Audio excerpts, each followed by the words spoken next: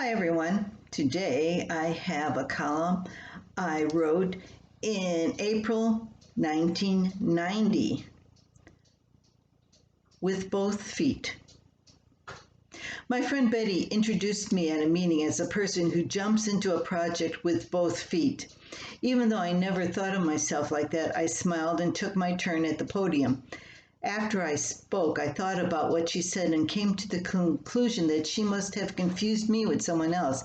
I don't jump into a project with both feet unless it's when I've procrastinated so long that my deadline is tomorrow, and either I do it or face the consequences. Yesterday, Betty's observation proved to be correct. Bob had been in Fleet Farm purchasing nuts, bolts, and other assorted parts, while I waited and rummaged through their interior wall paints looking for something for our living room. As I told my husband, all our friends are improving their homes and all we ever do is mess up our house.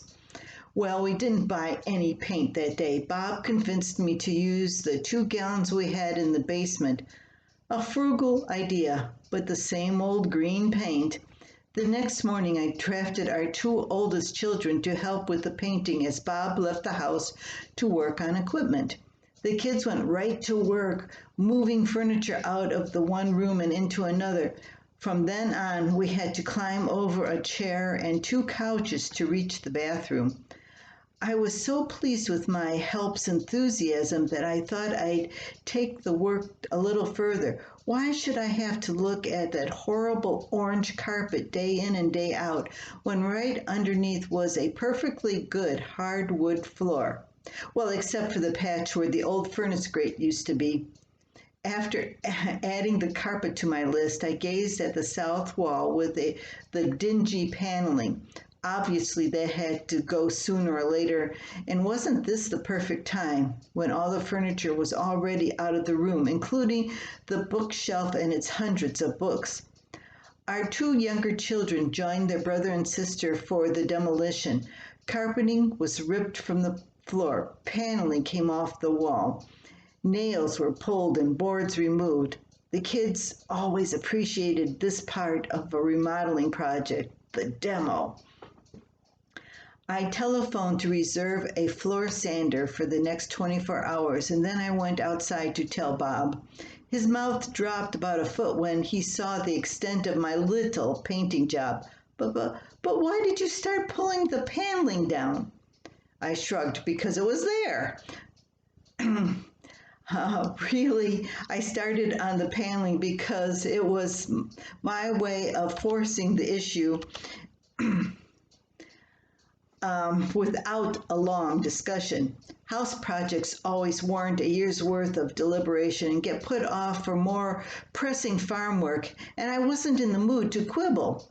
Well, the floor sanding wasn't as easy as I first thought. The goop that held the carpet down had to be scraped and scraped and scraped to get anywhere near the floorboards. The 24-hour rental wasn't long enough to get the whole job done, but we did our best. My friend Betty was right. I do jump into projects with both feet, and sometimes everybody's feet.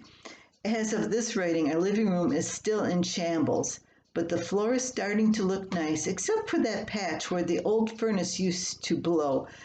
But we'll have to deal with that another time. I only hope the room will be in order before planting starts on our farm. If it isn't, the project might not get finished until December. I did give an addendum to this. Looking back at this project makes me feel tired.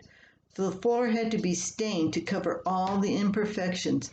The paneling was covered with wallpaper. It turned out that removing it didn't work. It held the old plaster in place, and when I started to pull off the paneling, the plaster came rattling down.